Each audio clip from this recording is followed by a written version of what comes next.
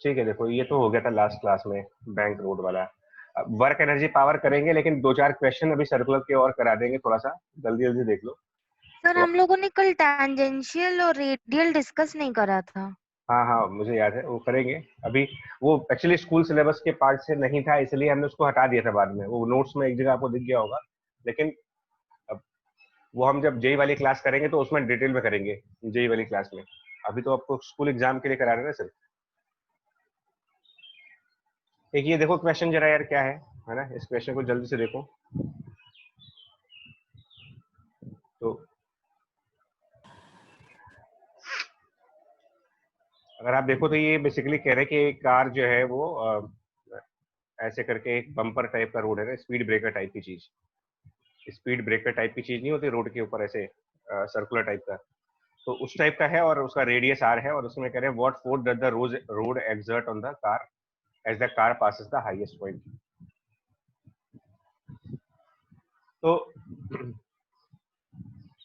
इसमें बेसिकली अगर आप देखोगे तो क्या करना चाहिए, मतलब किस टाइप के पाथ को फॉलो कर रहा है। अगर आप इसमें पाथ चेक करो तो कार का पाथ कैसा बन रहा है यहाँ पर, क्या वो स्ट्रेट लाइन पाथ पे चल रहा है या सर्कुलर पाथ पे चल रहा है। डायग्राम पिक्चर सामने है, इसको तो बता सकते circular path. Circular circular path पे। हो। तो पाथ सर्कुलर, ठीक। पाथ अगर सर्कुलर है तो एक्सेलरेशन किधर होगा, काइनेमेटिक्स के थ्रू। हमने कहा दो चीजें होती हैं, काइनेमेटिक्स और सेंटर की ओर। Towards the centre. हाँ, तो काइनेटिक्स कहता है, काइनेमेटिक्स सॉरी, काइनेमेटिक्स कहता है कि एक्सेलरेशन नीचे है, ये काइनेमेटिक्स है। और काइनेटिक्स क्या कहता है, मतलब काइनेमेटिक्स कहता है कि acceleration v square by r है, और काइनेटिक्स मतलब न्यूटन लॉ। तो न्यूटन लॉ कहता है कि फोर्स बराबर मास इनटू एक्सेलरेशन होना चाहिए। आपको समझ में आया ना, कल से के दो चैप्टर चल रहे हैं इसमें, एक्सेलरेशन बराबर वी स्क्वायर बाई आर, ये तो हमने काइनेमेटिक्स से कहा, प्रूफ किया इसको। और F equal to m a आप लगा रहे हो, basically laws of motion, Newton law लगा रहे हो आप यहाँ पर। और क्योंकि ए जो है वो टुवर्ड्स सेंटर है, बेसिकली ये है कि ए टुवर्ड्स सेंटर है, तो फिर आप एफ भी टुवर्ड सेंटर देखोगे, एफ को भी आप टुवर्ड सेंटर चेक करो। तो सेंटर की तरफ यहाँ कौन सा फोर्स होगा, अगर वो चेक करोगे ना, अगर आप फोर्सेस बनाओगे तो फोर्सेस के नाम पर इसका वेट mg आएगा नीचे की तरफ, और एक ये जो टायर्स है, इन टायर्स पर नॉर्मल रिएक्शन फोर्स आएंगी इन टायर्स पे। तो हम दोनों टायर के नॉर्मल रिएक्शन फोर्स को मिला करके ना एक सिंगल नॉर्मल मानेंगे, क्योंकि हम इस केस हम लोग इन सारे चैप्टर में बॉडीज को पार्टिकल मानते हैं। अगर आप रिकॉल कर पाओ तो हम लोगों ने पिछली क्लास में भी आपसे यही कहा था कि भले आप कार की बात करो, एरोप्लेन की बात करो, जिसकी बात करनी चाहो करो, लेकिन यहाँ पर एक स्टेटमेंट हम लोगों ने यहाँ पर दिया था आपको। देखो क्या स्टेटमेंट दिया था, देखो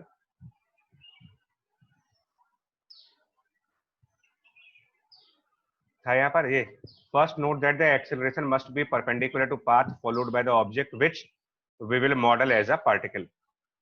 तो भले आप कह दो कार में 4 टायर है, 5 टायर है, 4 टायर है, लेकिन हम उसको एक पार्टिकल मान रहे हैं बच्चे। सारे क्वेश्चंस में आप उसको पार्टिकल मानेंगे, और इस बेसिस पर क्योंकि हम इसको पार्टिकल मान रहे हैं, तो वो जो नॉर्मल है वो हम दो नहीं दिखाएंगे। ये जो दो नॉर्मल आप दिखा रहे हो दो अलग अलग टायर्स पे, वो दो नॉर्मल ना दिखा करके इनको हम एक सिंगल नॉर्मल दिखाएंगे। तो हम एक सिंगल नॉर्मल एन दिखाते हैं, दैट मीन्स की टोटल नॉर्मल वो दोनों टायर्स का मिला करके, लेफ्ट टायर का राइट टायर का मिला करके है वो। तो अब बताओ यहाँ पर एफ की जगह पर क्या लिखना चाहिए मेरे को, फोर्स हो गया, mg हो गया और नॉर्मल हो गया। अब बताओ क्या लिखना चाहिए, mg का फोर्स नीचे की तरफ और नॉर्मल का फोर्स ऊपर की तरफ लग रहा है। फ्रिक्शन। फ्रिक्शन अगर होगा तो टेंजेंशियल होगा ना। आप F equal to m a में देखो ना, एम ए, यस सर। अगर मान लो अगर फ्रिक्शन होगा भी, एक मिनट देखो, अगर फ्रिक्शन होगा भी अगर, तो या तो वो फॉरवर्ड होगा या वो बैकवर्ड होगा, क्योंकि फ्रिक्शन तो हमेशा नॉर्मल के 90 डिग्री पे आना चाहिए। तो क्या यस सर। तो अगर फ्रिक्शन है भी, मान लेते हैं कि फ्रिक्शन है, मान लीजिए एक बार को है, तो क्या वो एक्सेलरेशन के पैरेलल है कि परपेंडिकुलर है? परपेंडिकुलर है ना, क्योंकि परपेंडिकुलर। एक्सेलरेशन सेंटर की तरफ है। अगर फ्रिक्शन है भी तो वो टेंजेंट के लॉन्ग है, क्योंकि फ्रिक्शन को नॉर्मल के हमेशा 90 डिग्री पे होना है। और F equal to m a वाली इक्वेशन में साफ साफ कहा गया है कि जो एक्सेलरेशन का डायरेक्शन आपको दिख रहा है उसके पैरेलल वाली फोर्सेस चेक करो आप। तो क्या फ्रिक्शन कंसिडर करने की जरूरत है इस न्यूमेरिकल में या नहीं है? No sir. No sir. नहीं है, इस न्यूमेरिकल में नहीं है, एक्चुअल में इस न्यूमेरिकल में नहीं है। इसमें F की जगह पर दो ही फोर्स आएंगे, एक downward mg mg minus 9 n mg और ऊपर की तरफ नॉर्मल n और बराबर ma, और a को हम काइनेमेटिक से v स्क्वायर बाई आर कर देंगे। तो इससे हमको n की वैल्यू मिल जाती है mg minus m v square divided by r। इस तरीके से मिलता है आपको। मान लीजिए अगर हम ना ये कार ऐसे ओवर ब्रिज की बजाय ऐसे दूसरे टाइप का सरफेस होता, मतलब सरफेस हमारा ऐसा होता, मान लो कॉनकेव और कॉन्वेक्स दो सरफेस पढ़ते हो ना, तो एक कॉनकेव सरफेस का एग्जांपल ले, एक कॉन्वेक्स सरफेस का एग्जांपल ले लो। और अब हम कार तो नहीं दिखा रहे, कार की जगह पर एक पार्टिकल दिखा दे रहे हैं आपको। कार की जगह पर सिंगल एक m मास का पार्टिकल दिखा दे रहे हैं जिसकी v स्पीड है, ये v स्पीड से चल रहा मान लीजिए। तो ऐसे में क्या क्या फोर्स दिखाते हैं और क्या इक्वेशन बनाते हैं, तो इसमें भी हम दिखाते हैं, क्योंकि हम कार भी होगा तो मानेंगे तो पार्टिकल ही उसको। तो नॉर्मल रिएक्शन फोर्स ऊपर दिखाएंगे और mg नीचे दिखाएंगे, और एक्सेलरेशन का जो डायरेक्शन होगा, एक्सेलरेशन वो हमेशा टुवर्ड सेंटर होना चाहिए। ये हम लोग नहीं कह रहे, ये काइनेमेटिक्स का प्रूविंग है, काइनेमेटिक्स की प्रूविंग है कि एक्सेलरेशन की जो डायरेक्शन है वो टुवर्ड सेंटर है। तो अब आप बताओ ना क्या कर रहे हैं यार, इसमें क्या इक्वेशन बना, न्यूटन लॉ के हिसाब से क्या इक्वेशन बना दे इसमें? F equal to m Sir, n minus mg is equal to mv square by r. M a. अभी ये जो आप F equal to m a लगाओगे, F equal to m a लगाओ। अब Yes, इसमें sir. ए को रिप्लेस कर देते हैं, ए को हम काइनेमेटिक्स के थ्रू रिप्लेस करते हैं, किससे? v square divided by r से। तो इसको जब सॉल्व करोगे तो नॉर्मल की वैल्यू बन जाएगी mg plus m v square divided by r। एक तरफ माइनस था और एक तरफ प्लस हो जाएगा। Yes sir. यानी कि कॉन्वेक्स सरफेस पर नॉर्मल की वैल्यू mg से कम होती है, क्योंकि ऊपर वाला कॉन्वेक्स सरफेस है। अब कॉन्वेक्स या कॉनकेव जैसा भी आपको समझ में आता है, तो यहाँ नॉर्मल mg से कम चल रहा है, लेकिन कॉनकेव सरफेस की साइड पर नॉर्मल की वैल्यू mg से ज्यादा आ रही है। तो ये तो अब कई बार हो चुका है कि नॉर्मल और mg में फर्क होता है। और ये इस बात का भी, इससे ये भी बात प्रूफ हो जाती है कि नॉर्मल mg एक्शन रिएक्शन नहीं हो सकते कभी, क्योंकि अगर ऐसा होता तो वो कहीं mg से ज्यादा हो रहा है, कहीं mg से कम हो रहा है। एक्शन रिएक्शन में ऐसा तो होता नहीं कभी। समझ आई बात आपको? Yes, sir. Yes, sir. Yes, sir. अब इसके बेसिस पे ना, इसके बेसिस पर क्वेश्चंस पूछते हैं। इसके बेसिस पर एक क्वेश्चन ये पूछते हैं कि मान लो कहीं रोलर कोस्टर वाला ट्रैक है ऐसे। सर इस क्वेश्चन का सेकंड पार्ट का कैसे होएगा? सेकंड पार्ट बता तो दिया सर स्पीड। अच्छा, वो maximum speed the car can have, sorry हाँ जी, maximum speed the car can have if, इसको ऐसे पढ़ो ना, maximum speed the car can have at highest point पर और विदाउट लूजिंग कांटेक्ट। इस लाइन पर ध्यान दो ना, लूजिंग कांटेक्ट, कांटेक्ट लूज कर देंगे तो नॉर्मल कितना हो जाएगा? अगर हम कांटेक्ट लूज कर देंगे तो तो जीरो हो जाएगा। हाँ, तो नॉर्मल, इसका मतलब नॉर्मल को पॉजिटिव रखना चाहिए आपको। तो अब आप यहाँ पर देख लो, ये n है, इस n को अगर आप पॉजिटिव करते हो तो इससे क्या रिजल्ट बनता है? देखिए, n को पॉजिटिव करें, इसका मतलब mg should be more than mv square by r। Root g हाँ, p should be less greater than, than root g। Less than, greater than, less than, sorry, less than root g r. यानी कि root g are से ज्यादा speed, हाँ, अगर root g are से ज्यादा speed पर जाएगा तो ये इसके जो टायर्स होंगे ना, वो रोड से कांटेक्ट छोड़ देंगे और ये कार हवा में उछल जाएगी, बिल्कुल मतलब एक तरीके से हवा में उछल करके प्रोजेक्टाइल मोशन पे जाएगी। तो अगर वो टायर को रोड पे रहना है, मतलब कांटेक्ट नहीं छोड़ना है, स्टंट सीन नहीं देना आपको, तो उसके लिए जरूरी है कि जो v है वो less than of root of g r हो। मतलब सेकंड पार्ट का आंसर इस क्वेश्चन के वर्ड्स में ही है, विदाउट लूजिंग कांटेक्ट। ठीक है बच्चा? Yes sir. चलो जी, जल्दी से ये बताना, ये रोलर कोस्टर टाइप की एक बॉडी है, मतलब ट्रैक, सॉरी बॉडी नहीं, इस पर एक कोई मास m है, वो जल्दी से चल रहा है v स्पीड से। ठीक है, यहाँ भी v स्पीड है, फिर वो इधर आया, ये भी v स्पीड है, और यहाँ पर आया, वो भी v स्पीड है। तीन जगह पर v स्पीड है। ठीक है, और ये तीनों जो अपने अपने आप सर्कल्स हैं। जो पहला वाला पोर्शन आप देख रहे हो, फर्स्ट पोर्शन, ये एक सर्किल है जिसका रेडियस r1 है। ये सेकंड वाला पोर्शन भी किसी सर्किल का पार्ट है, ये रेडियस r2 है, और थर्ड वाला भी किसी सर्किल का पोर्शन है और ये रेडियस r3 है। r3 लेस देन r1 है। तो आप बताओ, इसको नाम दे देते हैं, ये a पॉइंट है, ये b पॉइंट है, ये c पॉइंट है। आपको ना एक ऑर्डर बताना है, ऑर्डर आपको ऑर्डर बताना है, नॉर्मल फोर्स a पर, नॉर्मल फोर्स b पर और नॉर्मल फोर्स c पर। इनमें क्या ऑर्डर है, मतलब कौन सा ज्यादा है कौन सा कम है। अरे इस ऑर्डर मतलब या तो आप असेंडिंग ऑर्डर बताओ या डिसेंडिंग ऑर्डर बता दो। तो ये थ्योरी क्या कहती है ना कि अगर आप सरफेसेस को देखो आप, कॉनकेव और कॉन्वेक्स सरफेस के एग्जांपल देखो।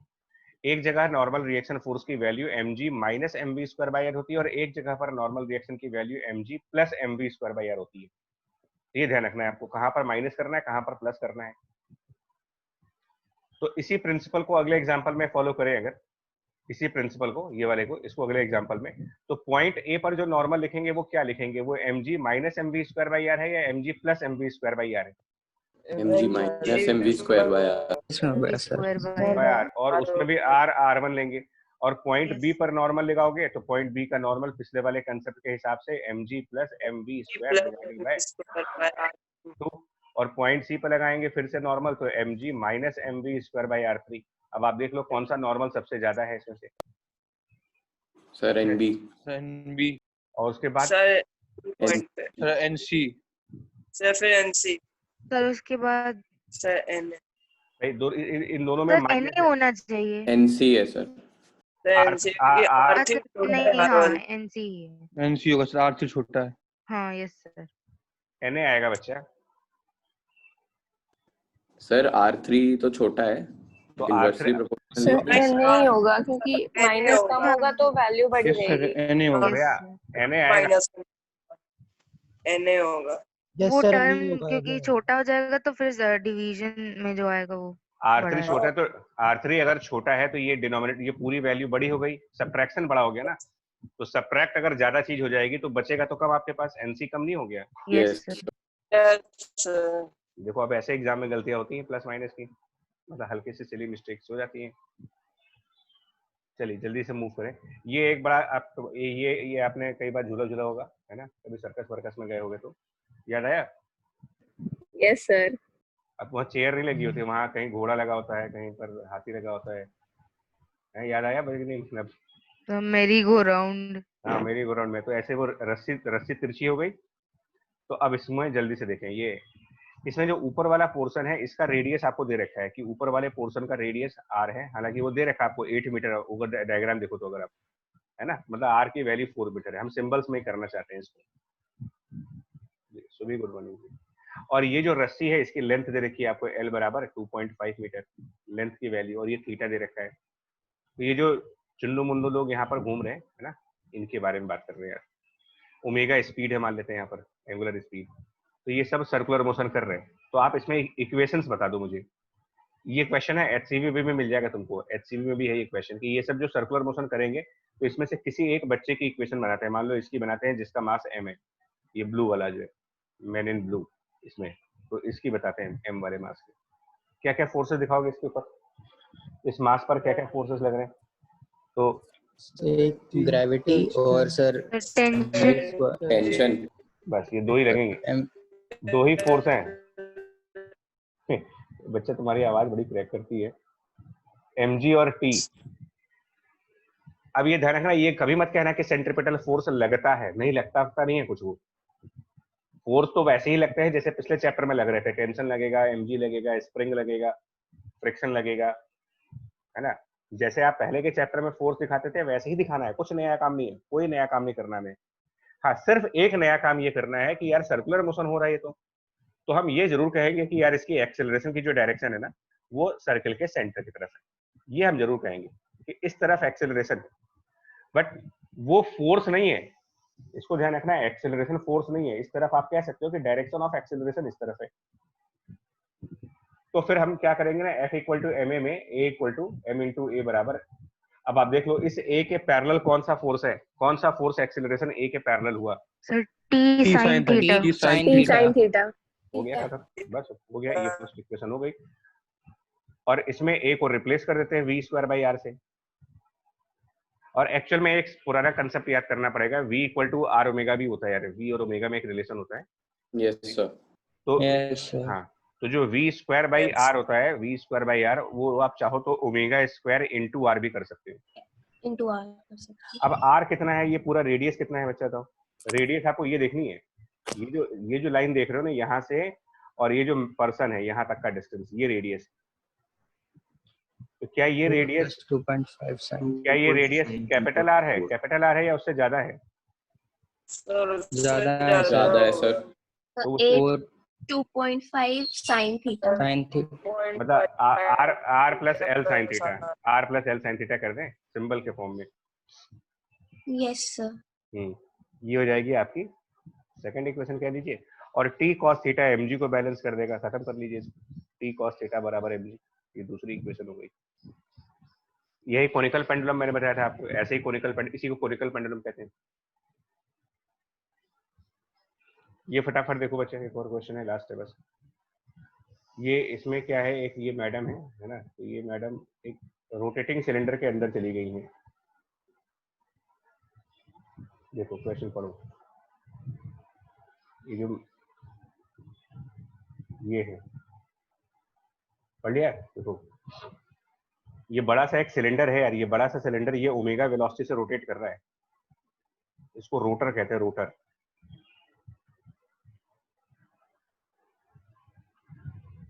और उसके अंदर ये लेडी जो है वो इस वॉल से चिपकी हुई है, सिलेंडर के वॉल से ये लेडी चिपक गई है, और नीचे बेस पे नहीं, इसका पैर जमीन पर नहीं है, मतलब समझ लेना ऊपर है।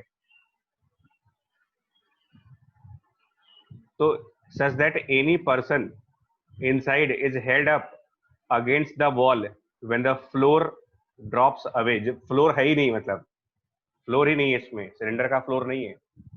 अब सोचो उस लड़की की किस्मत कैसी है, मतलब उसकी जान अटकी पड़ी होगी अगर वो हल्का सा गिरी, नीचे फ्लोर नहीं है। आ गया क्वेश्चन समझ में आपको? सिचुएशन समझ में आई? Yes sir. तो अब देखो मैं इक्वेशन सेटअप कर देते हैं। क्या पूछा है उसकी तरफ हम देखते भी नहीं है, क्या पूछा है आपने, हमको नहीं पता क्या पूछा आपने। हमको ये पता है कि इक्वेशन तो सेटअप करनी पड़ेगी, पूछा कुछ भी होगा तुमने, इक्वेशन सेटअप तो करे बगैर कुछ आएगा नहीं आंसर। तो पहले इक्वेशन बना लेते हैं, फिर देखते हैं क्या पूछा है। तो सबसे पहले इस लड़की पर अगर हम बात करेंगे तो एक ग्रेविटी की फोर्स आएगी नीचे की तरफ, तो आप रियल पिक्चर में देख लो, इसका mg दिखा दो। उसके अलावा क्या आएगा यार, सिलेंडर की वॉल के कांटेक्ट में हो आप, तो सिलेंडर की वॉल आपको परपेंडिकुलर पे टेंशन आएगी, नॉर्मल आएगी, सॉरी सर नॉर्मल आएगी। फ्रिक्शन, अब फ्रिक्शन नॉर्मल के परपेंडिकुलर और वॉल के पैरेलल, तो इसके गिरने के चांस कहाँ पर, अगर फिसलेगी तो कहाँ फिसल जाएगी ये? नीचे फिसले, फ्रिक्शन ऊपर आएगा सर। mg को बैलेंस कर जी, फ्रिक्शन ऊपर आ गया। ये 3 फोर्स हो गए। और ये क्योंकि सर्कुलर मोशन कर रही है ना, ये लड़की सर्कुलर मोशन कर रही है, सिलेंडर के साथ साथ घूम रही है, तो एक्सीलरेशन का डायरेक्शन किधर होगा इसका? Acceleration towards centre. तो अब बताओ उसे ए के पैरेलल फोर्स होता है, ए के पैरेलल फोर्स बता दो मुझे। Normal sir. नॉर्मल। बस, तो n बराबर m और a को रिप्लेस कर दो ओमेगा स्क्वायर r से, ये हो गई फर्स्ट इक्वेशन। और फ्रिक्शन को mg से बैलेंस कर दो, दूसरी इक्वेशन हो गई। और फिर फ्रिक्शन की प्रॉपर्टी लगा दो कि ये 0 से ज्यादा होना चाहिए और लेस देन μn होना चाहिए, μs कर दो। तो फ्रिक्शन की जगह mg पुट कर दिया, वो 0 से बड़ा है और less than equal to μs, और नॉर्मल की जगह m ओमेगा स्क्वायर r कर दिया, m कैंसिल, तो ये आ जाएगा आपका। टाइम पीरियड पूछा है इन्होंने, तो टाइम पीरियड जान तो कैसे आएगा, यहाँ से पहले ओमेगा निकालते हैं, तो omega more than equal to g divided by μs r का स्क्वायर रूट। और टाइम पीरियड और ओमेगा के बीच में जो रिश्ता होता है वो क्या है कि time period equal to 2 pi divided by omega. ये सर्कुलर मोशन के काइनेमेटिक्स वाले लेक्चर में तुमको मिल जाएगा, time period 2 pi by omega होता है। तो अब आप देख लेना, इसका पहला पार्ट आपसे प्रूफ हो जाएगा, है ना। और सेकंड पार्ट में इसी की न्यूमेरिकल वैल्यू पूछी गई है, मतलब पहले सिंबल्स के फॉर्म में। देखो स्टैंडर्ड बुक्स जितनी भी लगाओगे ना, वो पहले तुमको सिंबल्स के फॉर्म में करवाएंगे और बाद में न्यूमेरिकल वैल्यू देंगे। ये ओरिजिनल क्वेश्चन जो मैंने लिया है, एक बहुत अच्छी किताब है, सर्वे करके किताब है, रेमंड सर्वे करके, है ना, physics for scientist and engineers करके, तो उस बुक से क्वेश्चन है ये। अब ये नहीं कि आप ये बुक भी परचेज कर लो, आप ना करो, मैं तो इधर उधर से चोरी कर ही रहा हूँ ना, मैं तो क्वेश्चंस का चोर हूँ, तो आप ना बनो चोर, आप बस चोरी का माल खरीदो, ठीक है जी। एक्सक्यूज मी सर, इस वाले क्वेश्चन में हम सेंट्रीपिटल की डायरेक्शन दिखाने के बजाय उसके ऑपोजिट सेंट्रीफ्यूगल भी तो लगा सकते थे ना? बिल्कुल लगा सकते थे। सेंट्रीफ्यूगल अभी हमने पढ़ा नहीं, इसलिए हमने कराया नहीं इसको। लेकिन जैसे मैंने स्यूडो फोर्स के टाइम पर कहा था ना कि सेंट्रीफ्यूगल लगा, नेम चेंज करना पड़ेगा। हाँ तो फ्रेम बदलना पड़ेगा ना, हम ये काम नहीं करना चाह रहे, सेंट्रीफ्यूगल वाला काम हम करना नहीं चाह रहे हैं अभी। देखिए सेंट्रीफ्यूगल टच करेंगे, उसको थोड़ा डिटेल में टच करेंगे, बिकॉज जब सेंट्रीफ्यूगल टच करेंगे तो कोरियलिस फोर्स भी टच करेंगे हम, तो वो हम एडवांस वाले लेक्चर में करेंगे, इसमें नहीं। इसको देख लो बच्चा, एक क्वेश्चन जल्दी से, बस आपका सर्कुलर मोशन कंप्लीट हो गया। वैसे आप चाहो तो एचसीवी भी लगा सकते हो, तुम लोग को फायदा हो गया, और तुम लोग को फायदा जब हो ही गया है तो अब हम एक अलग स्ट्रेटजी भी बनाएंगे तुम्हारे साथ, एक अलग से क्लासेस करेंगे हम मॉर्निंग टाइम पे ही, मतलब इन्हीं चैप्टर्स में, क्योंकि अब जब आप रेगुलर क्लास करोगे तो आपके लिए रिपीट होगा ये। तो अब हम लोग, आपके स्कूल एग्जाम हो जाए तो इन्हीं टॉपिक्स के एडवांस क्वेश्चन मॉर्निंग में करते रहेंगे, नॉर्मल सिलेबस अपना चलने दो। Okay sir. ये फायदे की डील हो जाएगी हमारी। चलो जल्दी से बताओ, इसमें देखो क्वेश्चन पढ़ लो आप जल्दी से, और है ना, एक छोटा मास m1, एक बड़ा मास m2, और ये सर्किल पढ़ लो आप एक बार, क्वेश्चन को जल्दी से रीड कर लो, दिख तो रहा होगा ना कि ये एयर पक जो होता है ना, अब ये फॉरेन की बुक्स में ये वर्ड बहुत मिलेगा तुमको, एयर पक, जानते हो क्या होता है? ये जो अभी कभी आप जेड स्क्वायर के फन सिटी में गए हो अगर, जहाँ पर स्पोर्ट्स है, तो वहां पर एक बड़ी सी एक टेबल होती है जहाँ पर कैरम की तरीके से ना, एयर हॉकी जिसको बोलते हैं, यस सर, एयर हॉकी जिसे बोलते हैं सर, एयर हॉकी, तो वही है ये एयर हॉकी वाला चीज।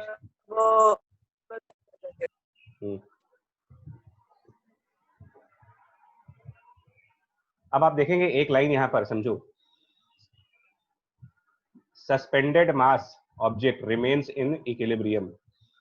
सॉल्यूशन क्वेश्चन में ही मिल जाता है यार, अगर आप ध्यान से क्वेश्चन को पढ़ेंगे ना तो आपको सॉल्यूशन वही मिल जाता है कि करना क्या है। आप बताओगे क्या क्या फोर्स है, देखो सस्पेंडेड मास का फ्री बॉडी डायग्राम देखो, सस्पेंडेड मास पर m2g लगेगा और t लगेगा। अब बताओ क्या कर दें, खुद ही कह रहा है इक्विलिब्रियम पे हो, मतलब इसका मोशन नहीं हो रहा है, m2 में कोई मोशन नहीं है, तो क्या वेट कर देंगे सर, मतलब t बराबर m2g हो गया। Yes sir. यस सर, है ना। अच्छा, और ये जो m1 है, ये देखो आप डायग्राम पे, ये m1 सर्कुलर मोशन कर रहा है, तो इसकी एक्सेलरेशन किधर होगी? तो सेंटर की तरफ centre, centre. Acceleration toward centre हो गई। चलिए हो गया एक्सेलरेशन। और इस पे फोर्स क्या लगेगा? तो फोर्स इस रस्सी का जो टेंशन फोर्स है वो लगेगा, टेंशन फोर्स लगेगी, और भी लगेगा, ऊपर की तरफ नॉर्मल लगेगा। यस सर, मतलब इसका वेट भी है m1g। लेकिन m1g और नॉर्मल ये एक्सेलरेशन के पैरेलल तो जा नहीं रहे, यस सर, तो बैलेंस हो जाएंगे। तो सिर्फ t बराबर ma होगा ना, t बराबर m1a लिख सकते हैं। Yes sir, yes sir. और a को लिख देंगे v²/r, और दोनों t इक्वेट कर दीजिए, आंसर आ गया, खत्म हो गया क्वेश्चन। बस, what is tension in the string? m2g. what is the radial force acting on the puck? Tension force, वो भी m2g है। what is the speed of puck? उसके लिए दोनों t इक्वेट कर दो, आंसर आ गया।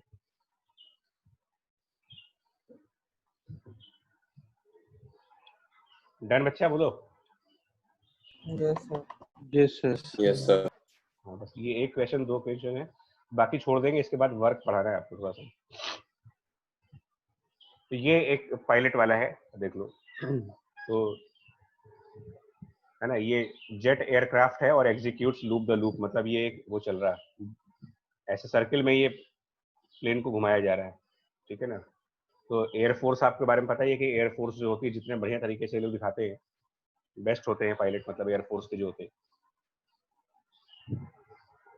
तो इसमें जो क्राफ्ट है, एयरक्राफ्ट, वो एक वर्टिकल सर्किल कर रहा है 2.7 किलोमीटर का रेडियस का, और at a constant speed of 225।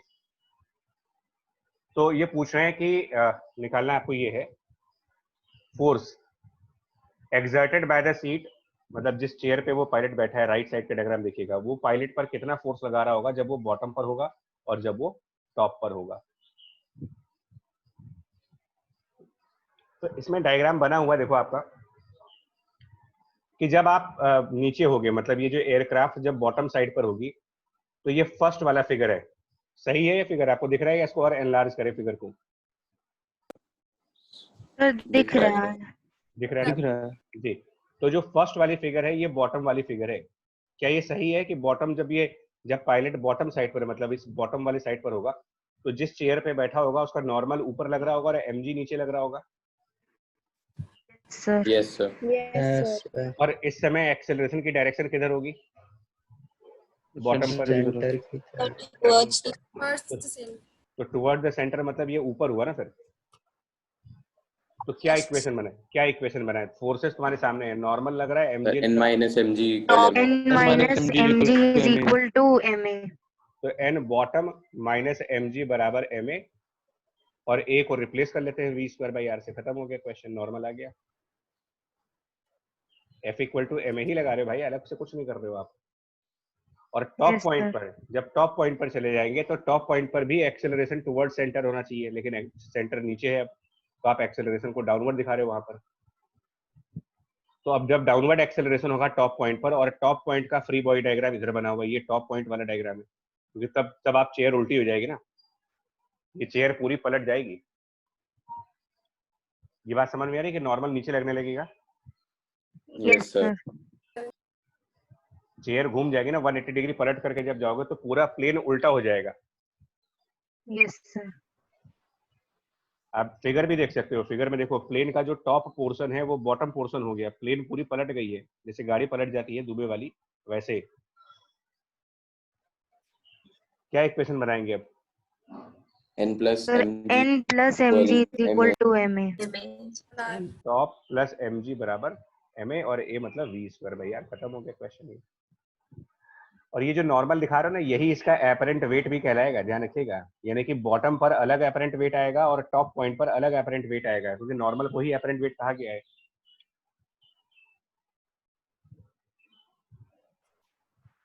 Yes sir. Circular motion कोई डिफिकल्ट लग रहा है क्या आपको? से मतलब यूसीएम का कंसेप्ट करें अगर तो कोई डिफिकल्ट है? सारा काम तो वही चल रहा है जो पहले चल रहा था। सर ये ये कॉन्सेप्ट फॉलो करने पे आसान हो जाता है। जी, अभी ये रोलर कोस्टर वाला है। रोलर कोस्टर का एग्जांपल देख लो आप, ये जो पीछे लिया था, इसमें बी पॉइंट पर रेडियस 15 मीटर की है, ए पॉइंट पर रेडियस 10 मीटर की है, और ये रेड कलर से भाई साहब लोग आ रहे हैं। डर तो बहुत लगता है इस पे चलने में। तुम लोग को भी लगता है डर? मतलब इस पे कभी गए हो? गए तो हो गए। सर मजा आ जाता है बिल्कुल। मजा तो आता है, आज लेकिन तक गई नहीं मैं। डर लगता है सर, इसीलिए गया ही नहीं हूँ। जब स्पीड पकड़ता है ना भाई साहब, तो उसके बाद हालत जो होती है ना, सर कोई जाने नहीं देता। हाँ रिस्की होता है। चलिए 500 एक बार बैठ। मजा आती है वैसे। 500 kilogram when fully loaded with passengers और vehicle has the speed of 20, हो जाएगा क्वेश्चन आराम से। Force exerted by track on the car at the point A और B पर, तो बड़ा आसान है वैसे। ये पॉइंट A पर जब जाओगे तो नॉर्मल ऊपर और mg नीचे, है ना। फोर्सेस तो ऐसे दिखा दो जल्दी से, पॉइंट B पर mg नीचे और नॉर्मल भी नीचे, दोनों नॉर्मल नीचे हैं। ये वैसे ही हो गया जो पीछे पायलट वाला क्वेश्चन था, वैसा नहीं होगा पायलट जैसा? Yes sir. तो पॉइंट बी पर mg नॉर्मल दोनों नीचे, पॉइंट ए पर नॉर्मल ऊपर mg नीचे, और acceleration toward centre, acceleration toward centre. तो पॉइंट ए पर एक्सेलरेशन की डायरेक्शन ऊपर, पॉइंट बी पर एक्सेलरेशन की डायरेक्शन नीचे, सेंटर की तरफ रखना है आपको सीधा सीधा। सर नॉर्मल सेंटर की तरफ क्यों जाएगा बी में? यस सर बता दीजिए वो।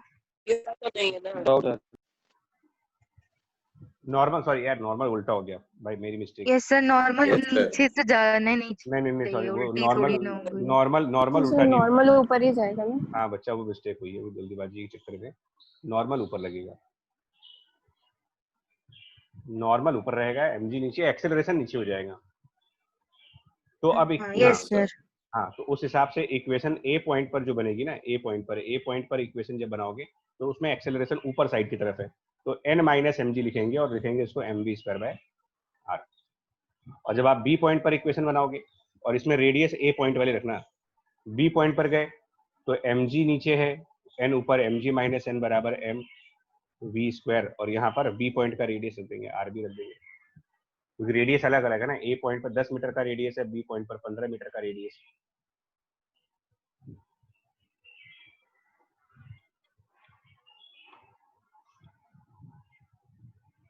ये एक बच्चा है, ये पिक्चर बनाई जरूर है लेकिन ये हम दिखाएंगे नहीं आपको, है ना। एक्चुअली ये फ्रेम का कंसेप्ट है कि ये जो लेडी है, मतलब गर्ल है, ये टेबल के ऊपर बैठ करके ब्लॉक को देख रही है, और एक आदमी जो है टेबल के बाहर से ब्लॉक को देख रहा है। तो जो ग्राउंड पे खड़ा है वो इनर्शियल ऑब्जर्वर है, जो टेबल पे खड़ा है वो नॉन इनर्शियल। तो ये स्यूडो फोर्स का कंसेप्ट है, मतलब यहाँ पर बेसिकली डिस्कस ये करना है कंसेप्ट ऑफ सेंट्रीफ्यूगल फोर्स कह सकते हो। यहाँ पर सेंट्रीफ्यूगल फोर्स की बात कर रहे हैं यहाँ पर, तो बस थोड़ा सा डिस्कस करके करेंगे, बहुत ज्यादा क्वेश्चन नहीं लगाएंगे इसके ऊपर। कि सेंट्रीफ्यूगल फोर्स जो होता है वो एक स्यूडो फोर्स है, मतलब centrifugal force just like pseudo force है। बट ये स्यूडो फोर्स कब अपीयर होता है? Pseudo force seen by uniform circular motion, seen by the observer in a rotating frame। ये कहा जाता है कि कोई ऑब्जर्वर अगर रोटेटिंग फ्रेम के अंदर है तो उसको स्यूडो फोर्स दूसरी बॉडीज पर दिखता है। जैसे ये जो ये गर्ल है, ये गर्ल जहां पर बैठी हुई है वो रोटेट करने वाली चीज नहीं है, प्लेटफॉर्म के ऊपर बैठा है ना, वो तो बैठी है। तो ये अगर ये प्लेटफॉर्म ओमेगा स्पीड से घूम रहा है तो गर्ल हमारे लिए फ्रेम ऑफ रेफरेंस है। तो ये ट्रांसलेटिंग फ्रेम में है या फिर रोटेटिंग फ्रेम के अंदर है? मतलब जिस बताओ आप। Rotating frame. हाँ, तो इनके बारे में मैं प्रूफ नहीं दे रहा आपको, अभी कोई प्रूविंग नहीं कराऊंगा मैं, बट इतना बता दे रहा हूँ कि अगर ऑब्जर्वर देखने वाला और इस ब्लॉक को देख रहे हैं, ये जो ऑरेंज कलर से ब्लॉक है इसको देख रहे हो, दोनों लोग उसको देख रहे हैं, तो जो ग्राउंड पे खड़ा है उसकी नजर देख लो, उसकी नजर में फोर्सेस कौन कौन से दिखा रहा है? वो नॉर्मल दिखा रहा है, mg दिखा रहा है, t दिखा रहा है, क्योंकि ये सब रियल फोर्स है, ये सब रियल फोर्स है। नॉर्मल रियल फोर्स है, mg एक रियल फोर्स है, टेंशन एक रियल फोर्स है, ये सब रियल फोर्स है जी। तो रियल फोर्स देखो, उस लड़की को भी दिख रहा है आपको, उस लड़की को भी ये तीनों फोर्स दिख रहे हैं, ऐसा नहीं है। नॉर्मल इसको भी दिख रहा है, mg इसको भी दिख रहा है, और टेंशन इसको भी दिख रही है। तो मतलब ये जो मैन है इसकी फ्री बॉडी डायग्राम और इस गर्ल के फ्री बॉडी डायग्राम में फर्क थोड़ी है कोई, एक्सेप्ट एक चीज का कि गर्ल को एक अलग से फोर्स दिख रहा है, फिक्टिशियस फोर्स, मतलब कि इमेजिनरी फोर्स। उस लड़की की नजर में उस ब्लॉक पर एक स्यूडो फोर्स है जिसको हम सेंट्रीफ्यूगल का नाम दे रहे हैं, और उसकी डायरेक्शन क्या दिखा रहे हैं? सेंट्रीफ्यूगल फोर्स की डायरेक्शन क्या दिखा रहे हैं? Away from the centre, radially outwards. बच्चा एक बार बता दें, अवे फ्रॉम सेंटर नहीं होता, ये away from axis of rotation कह दीजिए, away from axis of rotation. Yes sir, axis of rotation. Centre ने बोला करो, सेंटर वर्ड गलत है, away from axis of rotation कहिए। दूसरा, मैग्नीट्यूड कोई पूछे इसका कि मैग्नीट्यूड क्या होगा?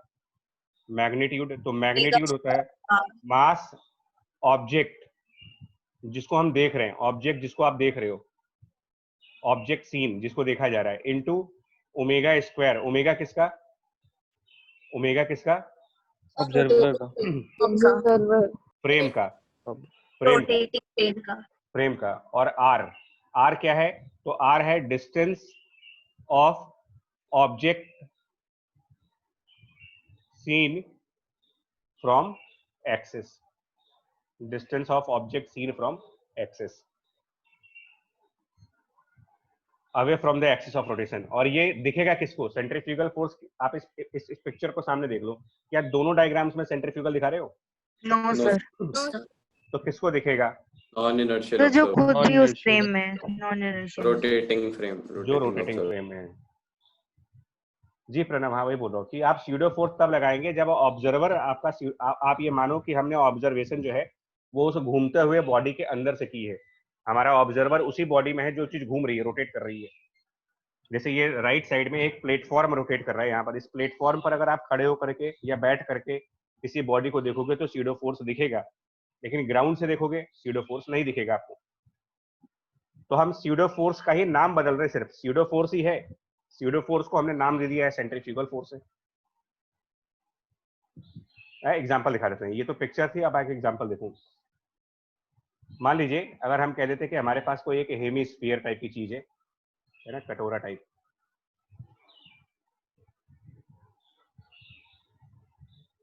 ठीक है। तो हमने ये मान लिया कि हमारे पास कोई एक हेमीस्फेरिकल ऑब्जेक्ट है, उस हेमीस्फेरिकल ऑब्जेक्ट की कोई एक्सिस होगी, है ना, ऐसे करके हेमीस्फीयर की अपनी ऐसे करके कोई एक्सिस बनेगी, और मान लें इस एक्सिस के अबाउट ये ओमेगा वेलोसिटी से रोटेट कर रहा है, और आपसे कहा जा रहा है कि इस हेमीस्फीयर के अंदर यहाँ पर कोई एक मास है, इसके अंदर यहाँ पर कोई मास रखा है और ये मास आपको दिया है, मतलब ये लाइन क्वेश्चन में दी जा रही है, गिवन है कि वो जो मास है is at rest with respect to hemisphere. ये दिया हुआ है क्वेश्चन में। अब आप ये मत कहना कि ये कैसे हो गया, हुआ नहीं है, ये क्वेश्चन कह रहा है।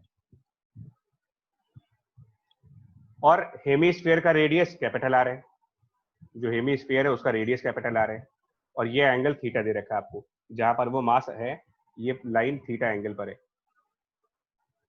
तो आप इक्वेशंस क्या बनाओगे इसमें, देख लो, इक्वेशन बनानी है। क्या पूछा है उस पर हम नहीं जा रहे, इक्वेशन सेटअप करते हैं। इक्वेशन सेटअप करोगे तो आंसर भी उसी से आएगा, जो पूछा होगा वो आएगा तो इन्हीं सबसे ना। इक्वेशन सेटअप करके देखो क्या होता है।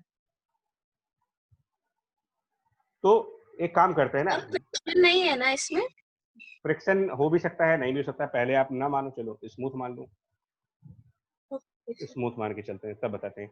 तो आप इसमें क्या कर सकते हैं ना, ये चॉइस आपकी है। देखो ये चॉइस हमारी होती है कि हम सीडो फोर्स ले कि ना ले। आप चॉइस आपको है कि अगर आपको ये लड़की पसंद है, दैट मीन्स की नॉन इनर्शियल फ्रेम पसंद है, तो आप इसको लेकर के सॉल्व करिए, और अगर ये आदमी पसंद है तो इसके हिसाब से सॉल्व करिए। डिसाइड आपको करना है, डिसीजन आपको लेना है कि हम फ्रेम कौन सा चूज करें। इसमें मैंने पहले भी कहा था कि सीडो फोर्स को लेकर के कंपल्सन नहीं होती कोई। तो चलो हम एक काम करते हैं यार, कि हम लोग क्या करते हैं, हम कहते हैं कि चलो हम इसके अंदर ही जाते हैं, हम लोग इसके अंदर बैठ जाते हैं, हम लोग भी हेमिस्फीयर पे बैठ जाते हैं आराम से, ठीक है। तो ऑब्जर्वर को हमने कहा कि तुम हेमिस्फीयर में बैठ जाओ, तो उसने कहा ठीक है बैठ जाते हैं भाई। तो ये इनर्शियल ऑब्जर्वर है या नॉन इनर्शियल ऑब्जर्वर है? वो ऐसी जगह जाके बैठ गया जो रोटेट हो रही है, नॉन इनर्शियल। Non inertial. तो अब बताओ, अब इसकी नजर में आ जाते हैं। इसकी नजर में मास के ऊपर फोर्सेस दिखाते हैं, इसकी नजर में उस मास पर क्या क्या फोर्सेस है। तो इसकी नजर में सबसे पहले तो नॉर्मल रिएक्शन फोर्स होगा, जो सरफेस के परपेंडिकुलर लगता है, और स्फीयर के केस में हम लोगों ने कहा था कि हमेशा उसके सेंटर की तरफ जाना चाहिए। उसके अलावा इसकी नजर में इस मास के ऊपर ग्रेविटी की फोर्स होगी, mg, फ्रिक्शन है। ये दो रियल हो गए, ये रियल हो गए। और एक स्यूडो फोर्स दिखाओ। m ओमेगा स्क्वायर r हाँ किधर है? Away from axis of rotation, radially outwards लगेगा वो। Axis of rotation. तो एक्सिस ऑफ रोटेशन, तो ये ब्लू कलर से जो लाइन दिखाई है ये है ना, ये एक्सिस है, इसके अबाउट घूम रहे हो।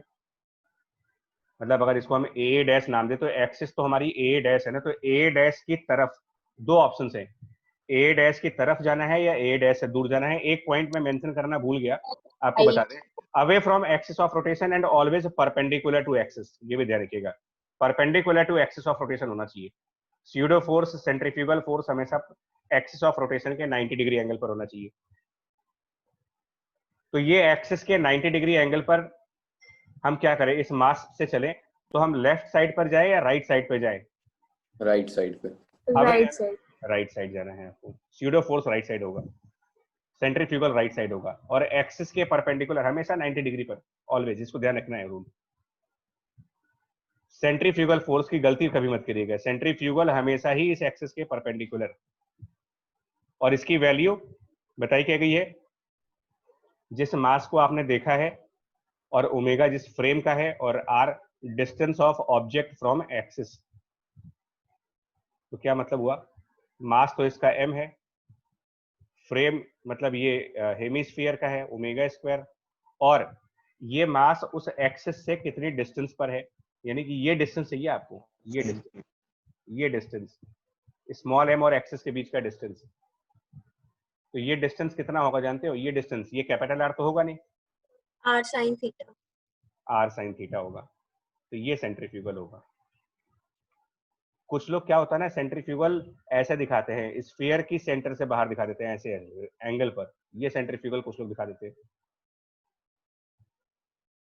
आपको मैं सिर्फ एक ही एग्जांपल करा रहा हूँ, लेकिन ये एग्जांपल अगर आप समझने वाले होगे तो आप इस एग्जांपल में समझ जाओगे, आगे से मिस्टेक नहीं होगी आपको। ये दो बातें समझ लीजिए सेंट्रीफ्यूगल को लेकर के, कि हमें मास कौन सा लेना है, ओमेगा कौन सा लेना है, और आर क्या लेना है, perpendicular to axis of rotation और away from the axis. Sufficient है, मतलब आपके लिए मोर देन सफिशिएंट है सेंट्रीफ्यूगल फोर्स में। और हमने हमेशा ये कहा था कि जब आप ऑब्जर्वर चूज करें तो उसकी नजर में ही सब कुछ होना चाहिए, मतलब उसकी नजर के अकॉर्डिंग इक्वेशन बनेगी, इक्वेशन जो बनेगी वो उसके हिसाब से बनेगी। तो इसके हिसाब से क्या इक्वेशन बनाए बताओ? इसकी नजर में वो मास क्या है, मोशन में है या रेस्ट पे है? कर दीजिए सारे क्वेश्चन। इसकी नजर में मास मोशन में रेस्ट है या पे रेस्ट पे है। रेस्ट पे। तो रेस्ट पे है तो फर्स्ट लॉ लगाओ, यानी फर्स्ट लॉ का मतलब फोर्सेस बैलेंस कर दें। फोर्सेस बैलेंस करेंगे तो इसका मतलब हमें रिजॉल्व करना पड़ेगा, और जब फोर्स बैलेंस करना होता है तो आप किसी को भी रिजॉल्व करिए, फर्क नहीं पड़ता कोई, आपको जिसको रिजॉल्व करना है उसको रिजॉल्व कर लो। बट मेरे को ऐसा समझ में आ रहा है कि एन को रिजॉल्व नॉर्मल को करना सही रहेगा। नॉर्मल को रिजॉल्व करना ज्यादा बेनिफिशियल दिख रहा है मेरे को, यस सर। क्योंकि तो फिर नॉर्मल को रिजॉल्व करेंगे तो उसका वर्टिकली अपवर्ड कंपोनेंट यानी कि एन कॉस थीटा तो हो जाएगा mg के बराबर, और हॉरिजेंटली लेफ्ट साइड वाला कंपोनेंट यानी कि एन साइन थीटा वो सेंट्रीफ्यूगल को बैलेंस कर देगा, यानी कि m omega square r sine theta हो गया। आई समझ में इक्वेशन? Yes sir. तो एक मैंने एग्जांपल करा दिया, इसलिए करा दिया कि आप एचसीवी में कुछ क्वेश्चंस लगाओगे तो सेंट्रीफ्यूगल के क्वेश्चंस हैं उसके अंदर कुछ, लेकिन वो तभी करिएगा जब वो क्वेश्चन खुद कहे, चॉइस आपकी है। मैंने बता दिया कि सेंट्रीफ्यूगल लगाए बगैर भी क्वेश्चन हो सकता है और लगा करके भी क्वेश्चन हो सकता है, बिना सेंट्रीफ्यूगल के भी क्वेश्चन हो जाता है, ऐसा नहीं कि नहीं होगा। ये भाई बिना सेंट्रीफ्यूगल के मतलब ये जो मैन है ये इस ब्लॉक पर सेकंड लॉ अप्लाई करेगा, क्योंकि इसकी नजर में ब्लॉक एक्सेलरेट हो रहा है काइनेमेटिक्स के हिसाब से, इसकी नजर में ब्लॉक सर्कुलर मोशन कर रहा है तो इसका एक्सेलरेशन है सेंटर की तरफ, तो ये F इक्वल टू ma लगाएगा। और इस लड़की की नजर में मास रेस्ट पे है तो ये T और स्यूडो फोर्स को बैलेंस कर रही है। इक्वेशन तो दोनों की सेम ही बनेगी।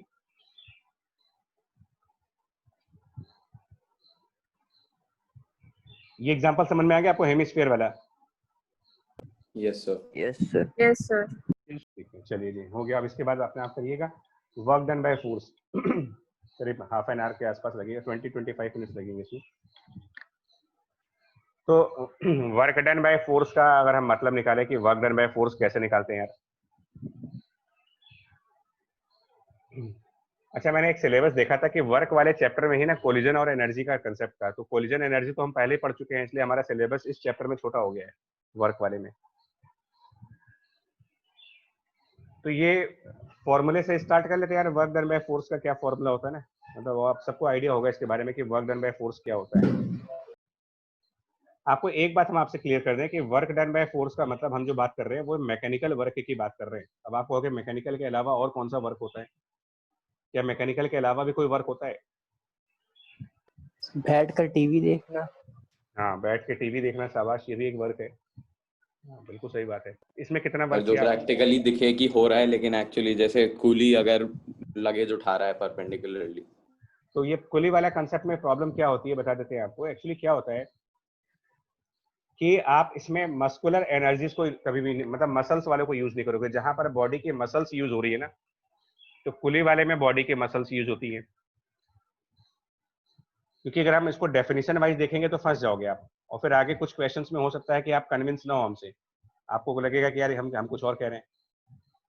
तो हो सकता है कि आप देखो, मैं बता दूं, जैसे मान लो ये फ्लोर है और कोई पर्सन यहाँ पे खड़ा है और ये इस वॉल को कॉन्स्टेंटली पुश कर रहा है, मतलब सोचो उसको ऐसा लग रहा है कि हम इस दीवार को खिसका सकते हैं, ठीक है ना, सर्किट है मुन्ना भाई वाला कि हम इस दीवार को खिसका सकते हैं, और वो लगातार दीवार को पुश कर रहा है। कितना वर्क कर रहा है ये? 0.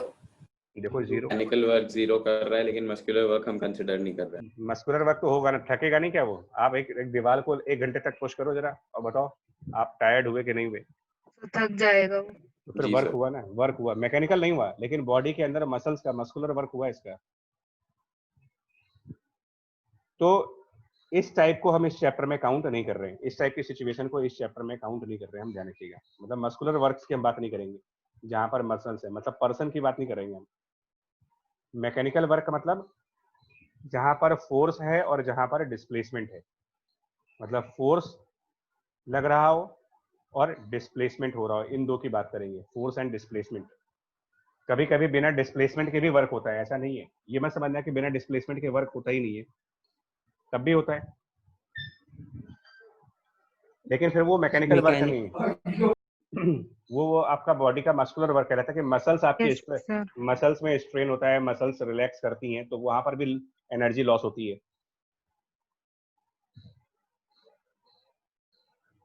तो ये है व्हाट इज मैकेनिकल वर्क। तो ये बता दिया आपको मैकेनिकल वर्क क्या है, और उसके बाद सिस्टम, पहला तक क्वेश्चन सीधा सा है अगर आप फंडामेंटली पूछोगे, लेकिन ये डेफिनेशन आपको बता दी जाए कि ये डेफिनेशन जो मैं आपको देने जा रहा हूँ वो सिर्फ कांस्टेंट फोर्स के लिए है, work done by the constant force, सबके लिए नहीं है ये। और कांस्टेंट फोर्स किसको कहा जाता है, किस कौन से फोर्स को हम कांस्टेंट फोर्स कहते हैं? तो ऐसा फोर्स जिसका मैग्नीट्यूड, ऐसा फोर्स जिसका मैग्नीट्यूड और डायरेक्शन दोनों ही फिक्स हो जाए, एक तरीके से फिक्स्ड ड्यूरिंग मोशन, चेंज ना करे वो, कि जो मैग्नीट्यूड है, जो डायरेक्शन है, वो जैसा एक बार था वैसा ही आगे भी रहेगा, चेंज कभी नहीं करेगा, उसको आप कह दीजिए कांस्टेंट। जी प्रणव बता रहे हैं, उसको भी आ रहे हैं, ठीक है। और ये एफ डेल्टा आर, तो जैसे यहाँ पर एक फोर्स लगाया है, डेल्टा आर का डिस्प्लेसमेंट है और थीटा एंगल है, मतलब थीटा, तो एफ को मतलब तो आप कह दीजिएगा कि ये फोर्स हो गया, डेल्टा आर का मतलब डिस्प्लेसमेंट हो गया, और थीटा का मतलब हो गया एंगल हो गया बेसिकली किसके बीच में, तो it is the angle between force and displacement. तो ये तो सीधा सीधा लॉजिक है, फोर्स और डिस्प्लेसमेंट के बीच का एंगल है ये, स्ट्रेट फॉरवर्ड आंसर है वर्क का। और इसको कहीं कहीं पर डॉट प्रोडक्ट भी कह सकते हो, बिकॉज कॉस थीटा आने की वजह से हम ये भी कह सकते हैं कि the force vector dot delta R, और कहीं कहीं पर डेल्टा आर को डिस्प्लेसमेंट लिखा जाता है, तो सिंबल्स का फर्क हो सकता है, डेल्टा आर की जगह हम कैपिटल एस भी लिख सकते हैं, कहीं कहीं पर आपको ये फॉर्मूला भी मिल जाएगा, F dot S, force dot displacement, या फिर एफ एस कॉस थीटा, इसमें से जो मर्जी है वो लगा सकते हो आप, कोई भी यूज कर सकते हो।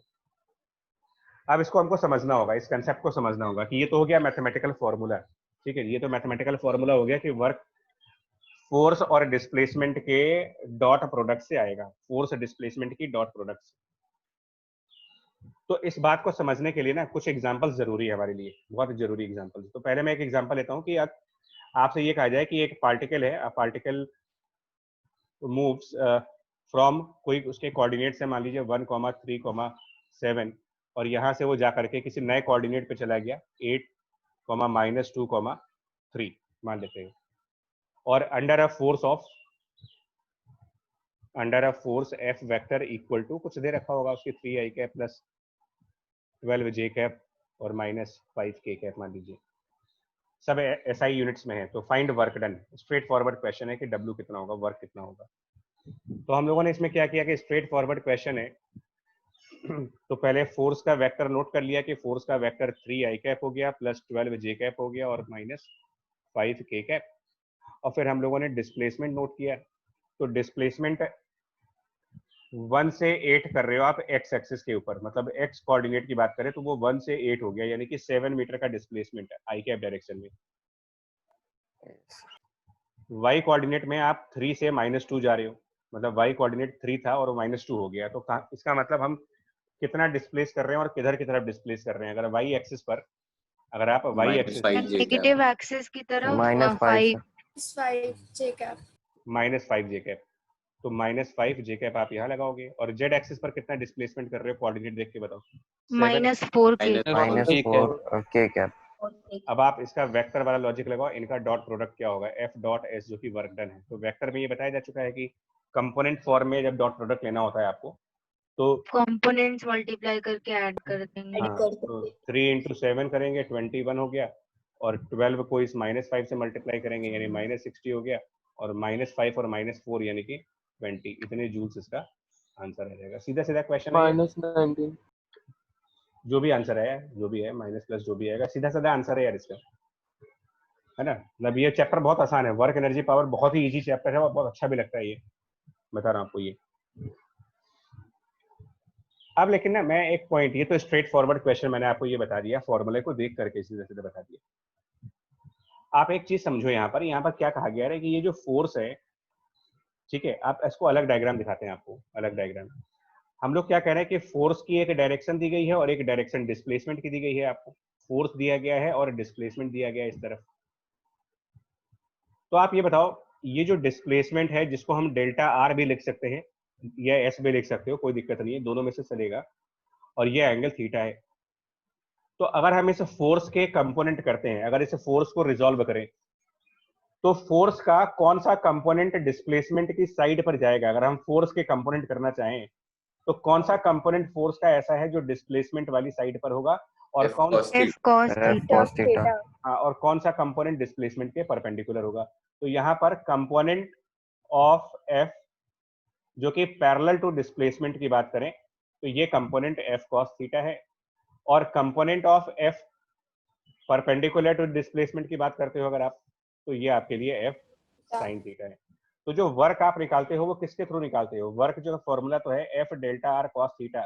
तो ये जो F और cos थीटा देख रहे हो, क्या ऐसा नहीं कह सकते कि वर्क डन बराबर डिस्प्लेसमेंट और उसमें मल्टीप्लाई कर देते हैं component of force Force along displacement. Along displacement?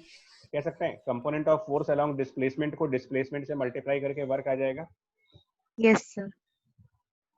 ये जो F delta R cos theta देख रहे हो उसको तो आप ऐसे भी तो कह सकते हो कि W equals to delta R अलग कर देते हैं और F cos थीटा को अलग कर दो। तो F cos theta basically force का कंपोनेंट ही तो है, वो वाला कंपोनेंट जो डिस्प्लेसमेंट की साइड पर है। राइट, सही है ये चीज यार? Yes sir. अच्छा, और एक काम और कर सकते हैं, एक काम और कर सकते हैं, देखो वो ये कर सकते हो कि S को रिजॉल्व कर सकते हैं। हाँ जी, रिजॉल्व हम किसी को भी कर सकते हैं कि अब हम क्या करेंगे, ये जो डिस्प्लेसमेंट है ये और ये जो फोर्स है, इसमें से अब हम क्या करेंगे, हम फोर्स को नहीं रिजॉल्व करते, हम डिस्प्लेसमेंट को रिजॉल्व कर लेते हैं। तो क्या आंसर बनेगा, ये F हो गया मान लीजिए और ये डिस्प्लेसमेंट हमारा कैपिटल S हो गया। तो अब आप डिस्प्लेसमेंट को रिजॉल्व करो, तो डिस्प्लेसमेंट का कंपोनेंट फोर्स की साइड पर क्या होगा, component of S displacement, cos Sir, theta. S cos theta. और फोर्स के परपेंडिकुलर क्या होगा, ये दोनों देखते हैं। S sin theta. S cos theta और S sin थीटा। तो क्या ऐसा नहीं कह सकते कि वर्क डन जो बन रहा है वो displacement into component of force along displacement है, या फिर force into component of displacement along force हो गया? दोनों में से कोई भी लगा सकते हैं, बोलिए। Yes sir. Yes sir.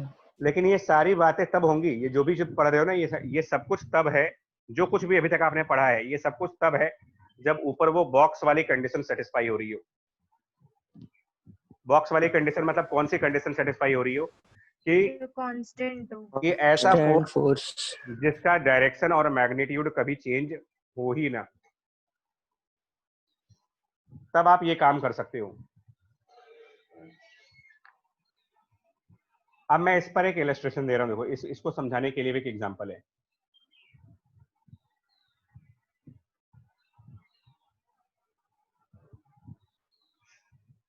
जैसे मान लीजिए आपसे कहा जाए कि एक बॉल है ना, प्रोजेक्टाइल वाला एग्जांपल है, इस बॉल को हम लोगों ने थ्रो किया यू स्पीड से, कोई थीटा एंगल पर थ्रो किया, तो हम सबको पता है कि ये प्रोजेक्टाइल पाथ फॉलो करके ऐसे आता है।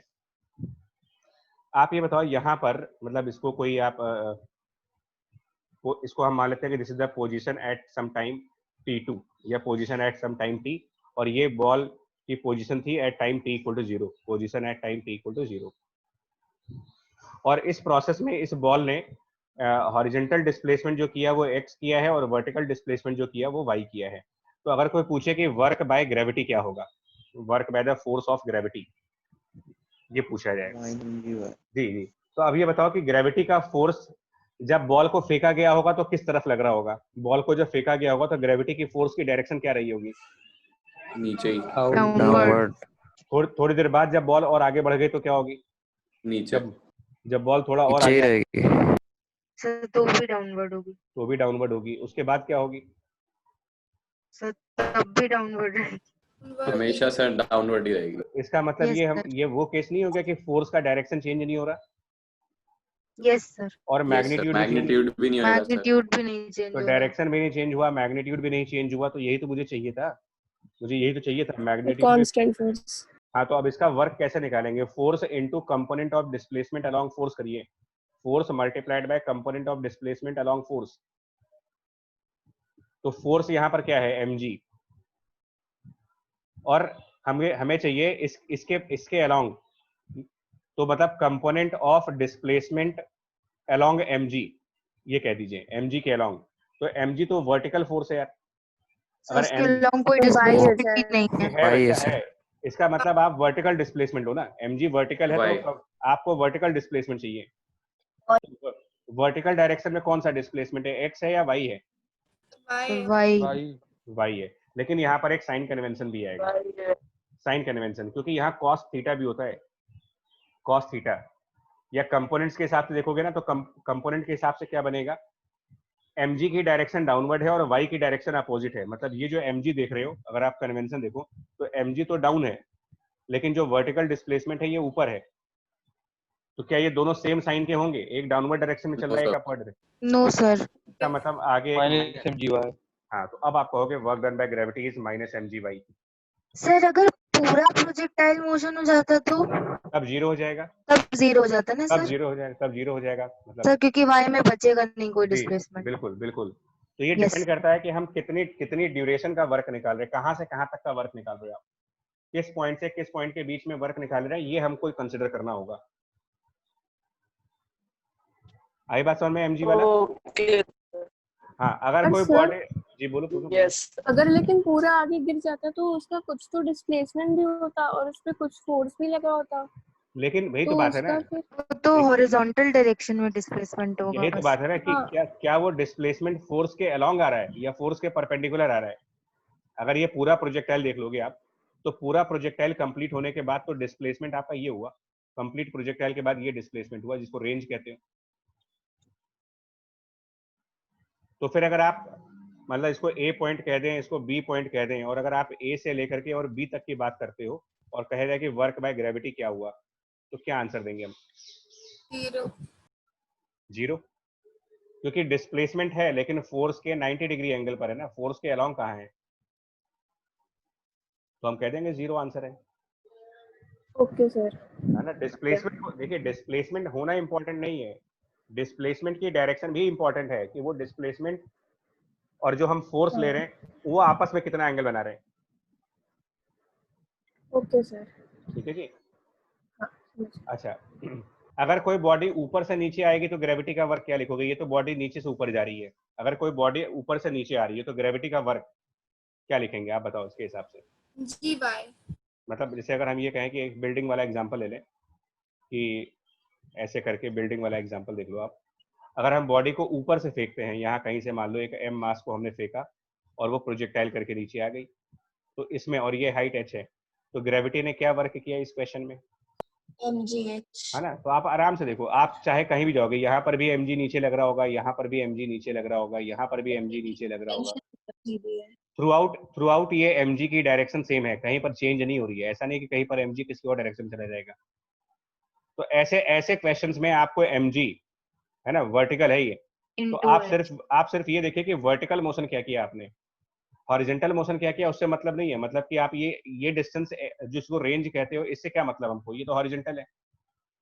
वर्टिकल फोर्स के साथ वर्टिकल डिस्टेंस चाहिए, तो कौन सा डिस्टेंस मल्टीप्लाई करें इसमें? h वाला मल्टीप्लाई करें या फिर r वाला मल्टीप्लाई करें या फिर दोनों का रिजल्टेंट मल्टीप्लाई करें? सर एच वाला करेंगे। एच वाला। एच वाला। सिर्फ h। अच्छा, mg भी डाउन है इस केस में और h भी डाउनवर्ड है, बॉडी डाउनवर्ड मोशन कर रही है, ऊपर से नीचे आ रही है, तो डाउन और डाउन दोनों सेम डायरेक्शन से, इसका मतलब पॉजिटिव आंसर आ जाएगा ये। इसका मतलब सिचुएशन के हिसाब से ग्रेविटी का वर्क जीरो भी हो सकता है, सिचुएशन के हिसाब से ग्रेविटी का वर्क नेगेटिव में भी आ सकता है, और सिचुएशन के हिसाब से ग्रेविटी का वर्क पॉजिटिव भी, जीरो माइनस प्लस तीनों हो सकता है। ये डिपेंड करता है कि सिचुएशन क्या है, कहां से कहां तक का वर्क निकाला जा रहा है। Question to question answer vary कर सकता है। आई बात समझ में आपको ये? Yes sir. चलिए एक एग्जांपल और दिखा रहे हैं, एक और एग्जांपल, ताकि आपको ये वर्क के बेसिक कंसेप्ट समझ में आने लगे। देखो इसमें क्या है, पेंडुलम टाइप का एक एग्जांपल है, ठीक है ना। ऐसे करके एक पेंडुलम वाला एग्जांपल हम ले जा रहे हैं, और तो इसमें एक स्ट्रिंग है, और स्ट्रिंग के साथ हम लोगों ने कोई एक पेंडुलम की बॉब लगाई है, पेंडुलम बॉब। और लेकिन इसमें क्या कह रहे हैं कि इसमें ना कॉन्स्टेंटली विंड है, और विंड की वजह से एक फोर्स लग रहा है। मतलब एक विंड है और वो विंड एक्सर्ट कर रही है एक force, exerts horizontal force equal to F। और ग्रेविटी तो है ही, ऑब्वियस सी बात है ग्रेविटी होगी, जिसकी वजह से ये जो पेंडुलम है ये डिफ्लेक्ट हो गया, हवा की वजह से डिफ्लेक्ट हो गया। हवा चली और हवा चलने की वजह से ये पेंडुलम जो है वो स्विंग कर गया, इधर आ गया, थीटा एंगल स्विंग कर गया मान लो, ठीक है। थीटा एंगल ये स्विंग कर गया ऐसे, तो ये A पॉइंट था, ये B पॉइंट हो गया। अब आपको बताना है कि जब ए से बी तक वो पेंडुलम गया होगा हवा की वजह से, तो work by that capital F जो है विंड वाला फोर्स है, उसने क्या काम किया? वर्क बाय ग्रेविटी ने क्या काम किया? ग्रेविटी ने कितना वर्क किया? और स्ट्रिंग में जो टेंशन फोर्स लग रही है उसने क्या काम किया? और स्ट्रिंग की लेंथ एल है, स्ट्रिंग की लेंथ एल दी गई है आपको, तो किसने कितना काम किया देख लो जी प्रणव। तीन। तो अब आप इसको समझो, कैपिटल एफ कौन सी डायरेक्शन का फोर्स है? हॉरिजॉन्टल डायरेक्शन का फोर्स है या वर्टिकल डायरेक्शन का फोर्स है? Sir horizontal. हॉरिजॉन्टल। तो आपको हॉरिजॉन्टल डिस्प्लेसमेंट चाहिए, कैसे? मतलब आपको ये डिस्टेंस चाहिए, यहां से लेकर के यहां तक का ये हॉरिजॉन्टल डिस्टेंस चाहिए L sin थीटा। जी। सर और, एल साइन थीटा हो जाएगा। और यहाँ से, और ये जो डिस्टेंस है ये वर्टिकल दो डिस्प्लेसमेंट है यहाँ पर देखो, ये दो डिस्प्लेसमेंट पहले आप समझ लो, एक दो मतलब डिस्प्लेसमेंट तो एक ही है, उसके दो कंपोनेंट्स हैं एक्चुअल में। जो इनिशियल लेवल था, इनिशियल लेवल से आप ऊपर चले गए ना, तो इनिशियल लेवल से जितना ऊपर गए ये आपका वर्टिकल डिस्प्लेसमेंट कहलाएगा, और इनिशियल लेवल से जितना फॉरवर्ड आए हो, जितना आगे गए, ये आपका हॉरिजॉन्टल डिस्प्लेसमेंट कहलाएगा। तो जब आप हॉरिजॉन्टल फोर्स का वर्क निकालेंगे तो हॉरिजॉन्टल डिस्प्लेसमेंट मल्टीप्लाई करो, और कितना होगा ये ट्रिग्नोमेट्री के थ्रू, स्ट्रिंग की लेंथ अगर ये एल है और ये एंगल थीटा है, तो आप horizontal displacement L sine theta हो जाएगा ट्रिग्नोमेट्री से। अब आगे प्लस होगा या माइनस होगा ये देख लो। तो एफ राइट साइड है और एल साइन थीटा जो है वो राइट साइड है कि लेफ्ट साइड है, ये देख लो आप। इनिशियल पॉइंट राइट साइड है। Right side, yes sir. Right और राइट का प्रोडक्ट पॉजिटिव। Yes sir. हाँ, ग्रेविटी का वर्क, तो ग्रेविटी हो गया mg वर्टिकल। अब आप इसमें ये देखो कि हम वर्टिकली कितना ऊपर चले गए, स्टार्टिंग पॉइंट से वर्टिकल डायरेक्शन में कितना जा रहे हैं हम? L minus L cos theta. वो L minus L cos theta होगा। ये पोर्शन मैं आपके लिए छोड़ देता हूँ, ये सब कैसे आएगा। और यस सर। mg डाउन है और हम वर्टिकली ऊपर जा रहे हो, ऊपर जा रहे हो आप, इनिशियल लेवल से ऊपर हुए, माइनस साइन लगेगा। माइनस। तो आगे माइनस लगा दीजिए। और टेंशन ने क्या वर्क किया? टेंशन फोर्स ने क्या वर्क किया भाई? तो टेंशन फोर्स इधर लग रहा है स्ट्रिंग के अलोंग, और बॉडी का मोशन हमेशा किधर की तरफ होगा? ये सर्कुलर मोशन होता है पेंडुलम का। पेंडुलम एक सर्कुलर मोशन करती है ना। Tension is equals to m omega नहीं, स्क्वायर। जब आप सर्कुलर मोशन कर रहे हो तो आपकी वेलोसिटी का डायरेक्शन किस तरफ होगा? सर्कुलर मोशन करते वक्त वेलोसिटी की डायरेक्शन किधर होगी? सर टेंजेंशियल होगा पाथ के। टेंजेंशियल होगा। और स्प्रिंग का टेंशन किधर की तरफ लग रहा है? सर्किल के सेंटर की तरफ। सर सेंटर की तरफ लग रहा है। तो फिर इनके बीच कितना एंगल बना आपस में? अगर हम देखो फिर से बना के दिखा देते हैं। हम कह रहे हैं कि ऐसे एक सर्किल बन रहा, तो किसी भी पॉइंट पर आपकी जो वेलोसिटी है, वेलोसिटी टेंजेंट की तरफ दिखाओगे आप, ऐसे करके सर्किल के टेंजेंट की तरफ, और टेंशन फोर्स अंदर की तरफ दिखा रहे हो, सेंटर की तरफ। तो टेंशन फोर्स और वेलोसिटी क्या ये आपस में 90 डिग्री पे नहीं हो गए?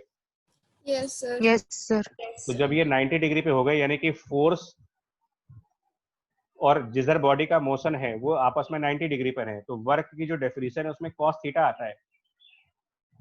तो अगर हमारा फोर्स मोशन के 90 डिग्री एंगल पे लग रहा है तो cos 90 0 हो जाएगा। बस तो क्या बोलेंगे? टेंशन फोर्स ने क्या काम किया यहाँ पर?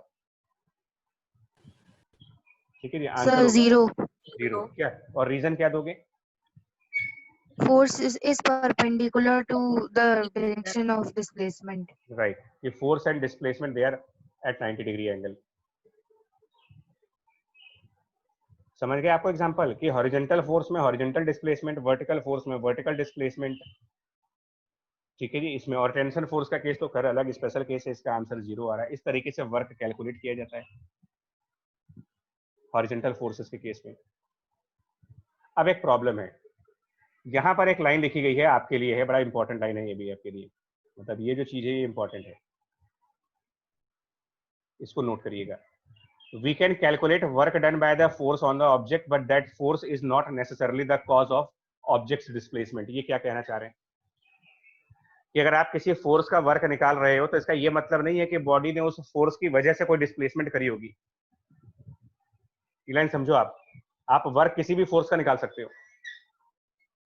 We can calculate the work by force on object, साफ साफ कह रहा हूं मैं, can calculate the work done by a force on an object, but that force is not necessarily the cause of object's displacement. For example, if you lift an object, the work is done by the gravitational force, although gravity is not the cause of object moving upward. मतलब कोई सामान जब हम उठाते हैं तो वो gravity की वजह से, तो ग्रेविटी की वजह से थोड़ी ऊपर जा रहा है। मेरी बात समझ में आई आपको? कि अगर आप एक सामान उठाओ, मतलब आप एक पर्सन हो, मान लो 20 किलो का 30 किलो का सामान है और आप लिफ्ट करते हो, तो लिफ्ट करने वाले आप हो, लिफ्ट करने वाले आप हो, तो इसका ये मतलब नहीं कि ग्रेविटी ने काम नहीं किया होगा वहां पर, ग्रेविटी भी काम करेगी। ये मैं समझा रहा हूं आपको। जैसे मान लो अगर एक लोड है हमारे पास, ठीक है जी, मान लीजिए ये लोड है, m मास का कोई लोड मान लेते हैं, m मास का कोई आप एक लोड मानो, जमीन पे पड़ा है, तो आप इसको लिफ्ट करने के लिए फोर्स लगाओगे ना ऊपर, F, आप अपनी तरफ से फोर्स लगाओगे, और अपना फोर्स लगा करके अगर मान लो इसको h हाइट पे तुम ले गए, तो ग्रेविटी ने कितना वर्क किया बताओ? -mgh। Minus the work by gravity is -mgh, -mgh। लेकिन ग्रेविटी की वजह से ऊपर गए नहीं हो आप, ध्यान रखो, ग्रेविटी की वजह से ऊपर नहीं गए हो, गए किसकी वजह से हो? सर फोर्स हमने बाय जो फोर्स लगाई है। जो हमने फोर्स लगाया था। तो F you cause of displacement है, तो वही समझना सर है क्या? जैसे प्रीवियस क्वेश्चन में विंड की वजह से आगे गया था, तो वहां पे भी हम लोग यही कह सकते हैं ना, फिर भी हम लोग ग्रेविटी की तरफ से जो वर्क हुआ बिल्कुल है वो बिल्कुल निकाला। बिल्कुल बिल्कुल बिल्कुल ये कह सकते हैं कि हम फोर्स तो कहीं भी लगा सकते हैं, डिस्प्लेसमेंट हम मतलब किसी की वजह से भी डिस्प्लेसमेंट कर सकते हो, लेकिन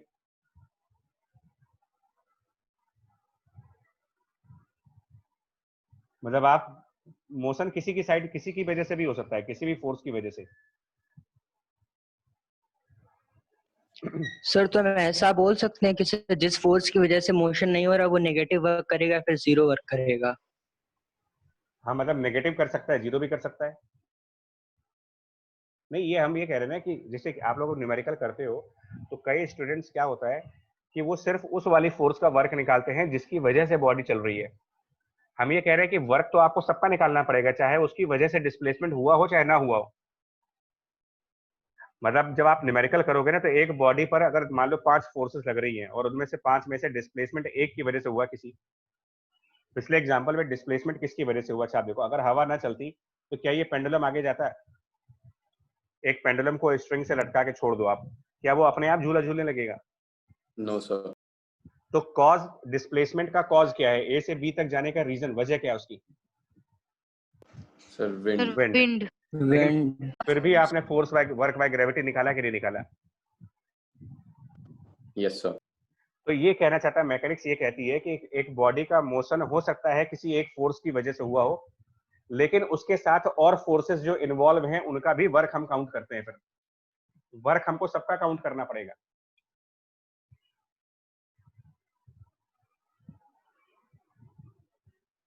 और दूसरा पॉइंट, वर्क एनर्जी का ट्रांसफर भी है। Work is an energy transfer, इसके बारे में आप जानते हो। Work is the form of energy, मतलब work mathematically force into displacement है, लेकिन फिजिकली, फिजिक्स के एंगल से देखा जाए, अगर फिजिक्स के एंगल से, तो क्या होगा? That means transfer of energy. और वो कह रहे हैं कि W is the work done on the system. अब इसको समझो यार, सिस्टम क्या होता है और क्या है। तो सिस्टम की बात कर ले 2 मिनट, और बस इसको, सिस्टम क्या होता है, जैसे मान लीजिए, है ना, हम कह रहे हैं कि हमारे पास यही वाला बॉक्स है, ठीक है, इसी बॉक्स को आप ग्राउंड पर पुश करते हो, मान लो, ठीक है। आपको वैसे समझा देता हूँ, देखो मान लो ये बॉक्स है और इसको हम लोग खींचते हैं, सपोज करो हम इसको पुल करें, ठीक है, लेकिन फ्रिक्शन भी है, ध्यान से देखना, हम इसको पुल कर रहे हैं, रफ सरफेस है, तो इस पे क्या क्या फोर्सेस आएंगी बताओ? इस पे फोर्सेस अगर हम दिखाना चाहेंगे, फोर्सेस में mg, नॉर्मल और फ्रिक्शन है यहाँ पर, तो आप क्या क्या फोर्स दिखाओगे? कैपिटल F की फोर्स अपनी दिखाओ, mg की फोर्स नीचे दिखाओ, नॉर्मल की फोर्स ऊपर दिखाओ, फ्रिक्शन की फोर्स दिखाओ। अब ये बताओ कॉज क्या है इसमें, डिस्प्लेसमेंट का कॉज क्या है? क्या नॉर्मल रेट लग रहा है जो खींच रहे वो कॉज है ना? तो पुल है इसका, सर। यस। हाँ, तो इसका ये मतलब थोड़ी हो गया कि फ्रिक्शन से वर्क नहीं आएगा। We can calculate work done by the force on the object, but that force is not necessarily the cause of displacement. Work तो आपको सबका निकालना होगा। तो अब अगर मैं यहां पर वर्क में निकालना चाहूं उस पुलिंग फोर्स का जो कैपिटल F है, ये मानते हुए कि ये बॉडी ऐसे डिस्टेंस आगे जाएगी, मान लेते हैं कि ये डिस्प्लेसमेंट एस करेगी, तो यहां पर आप ये वाला कंसेप्ट लगाओ, ये वाला displacement multiplied by component of force in that direction. Displacement को फोर्स के कंपोनेंट से मल्टीप्लाई करो, तो इसमें डिस्प्लेसमेंट कैपिटल एस का हुआ है हॉरिजॉन्टल डायरेक्शन में, तो जो हमने फोर्स लगाया है उसका हॉरिजॉन्टल कंपोनेंट क्या बनेगा, जो कैपिटल एफ फोर्स लगा रहे हो थीटा एंगल पर, उसका horizontal force F cos theta. cos theta cos theta. तो ये वर्क हो गया पुलिंग फोर्स का। ग्रेविटी ने क्या वर्क किया,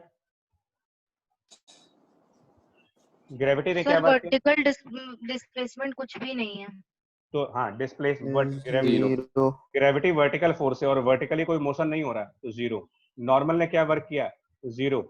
0 फ्रिक्शन ने क्या वर्क किया, तो फ्रिक्शन तो हॉरिजॉन्टल है यस सर। यस सर और डिस्प्लेसमेंट भी हॉरिजॉन्टल है, तो ये तो वर्क आएगा ना, लेकिन अपोजिट साइड पर है ये दोनों, तो माइनस होगा। Minus S F R. और फ्रिक्शन को म्यू इनटू नॉर्मल लिखेंगे, यस सर। Yes sir. और नॉर्मल में directly mg minus F sine theta होगा यहाँ पर yes sir. Yes. Into displacement.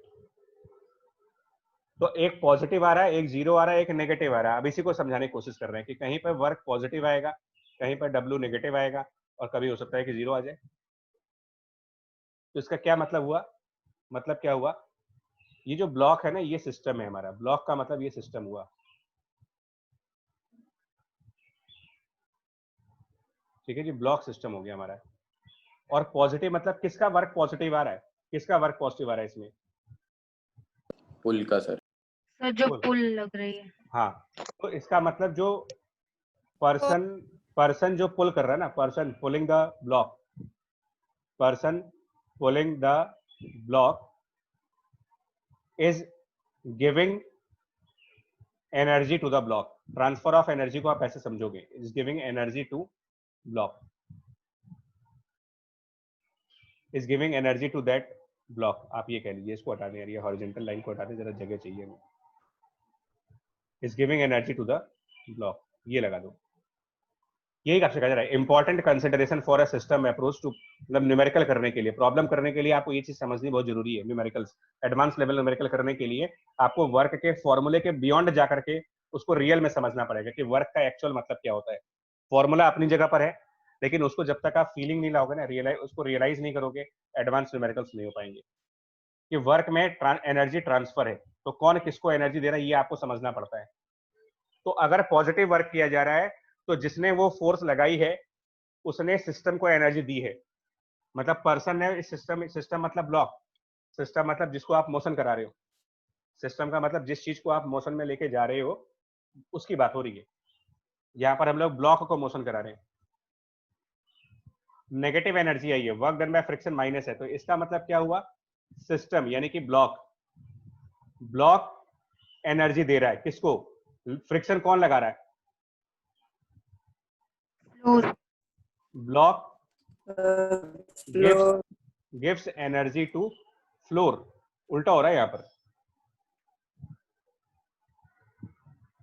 मतलब एक तरीके से ब्लॉक एनर्जी लूज कर रहा है, इसी को एनर्जी डिसिपेटेड बोलते हो। इसीलिए कहा जाता है कि फ्रिक्शन में एनर्जी डिसिपेट हो जाती है। डिसिपेट का मतलब जो लॉस हो गई, मतलब कुल मिला के क्या हुआ कि जिस पर्सन ने इस ब्लॉक को खींचा उसने इस ब्लॉक को एनर्जी दी, लेकिन इस ब्लॉक ने उसमें से कुछ एनर्जी फ्लोर को दे दी। नहीं आया समझ में आपको ये बात, आ गया सर। आ गया।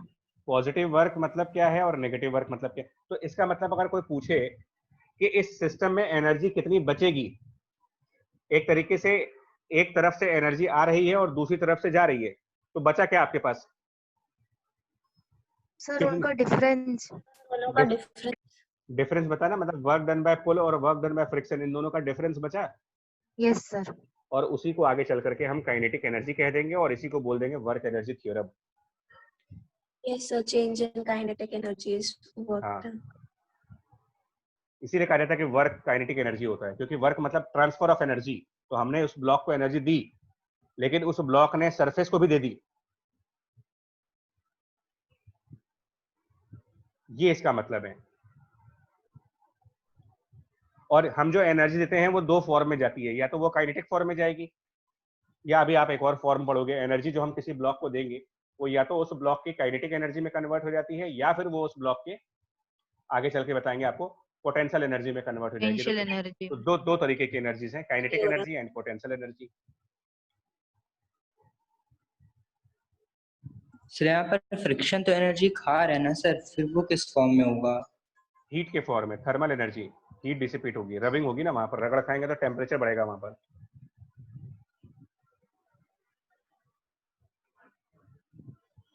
एनर्जी का ट्रांसफर है, बट ये कोई जरूरी नहीं है कि उसी फॉर्म में ट्रांसफर करें। मतलब पर्सन ने ब्लॉक को मैकेनिकल फॉर्म की एनर्जी दी, लेकिन ब्लॉक ने सरफेस को थर्मल फॉर्म की एनर्जी दी है।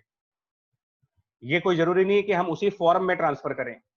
हो सकता है हम केमिकल एनर्जी पाएं और मैकेनिकल में ट्रांसफर कर दें। आप मोटर वगैरह नहीं पढ़ते हो मोटर में कि वो मैकेनिकल, वो इलेक्ट्रिकल एनर्जी को मैकेनिकल एनर्जी में कन्वर्ट करता है।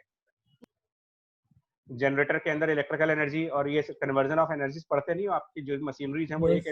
हाँ, तो वैसे ही मान लीजिए ना कि पर्सन ने ब्लॉक को मैकेनिकल एनर्जी दी, ब्लॉक ने उस मैकेनिकल एनर्जी में से कुछ एनर्जी हीट के फॉर्म में, थर्मल एनर्जी के फॉर्म में नीचे ग्राउंड को दे दिया। यही चीज आपसे कहना चाह रहे हैं कि वर्क आप फॉर्मूले को अलग करके पढ़िएगा, फॉर्मूले के बियॉन्ड भी उसको समझ लेना कि वर्क मतलब क्या, फिजिक्स में क्या मतलब है उस चीज का। डन? Yes sir. चलो यस सर। अब इसके बाद ये दो टॉपिक्स हैं, लेकिन अब ये टाइम इसके पूरा हमारा work done by variable force, इसको डिस्कस करना है, क्वेश्चंस हैं, और एक वर्क बाय स्प्रिंग फोर्स है, करीब 10 मिनट लग जाएंगे इसमें। तो अब इसको हम नेक्स्ट क्लास में कर लेंगे। मतलब एक क्लास और कल। अब क्लास कल तो नहीं हो पाएगी मेरे ख्याल से, इसलिए सर संडे को कर लीजिए, कल पेपर है। कल पेपर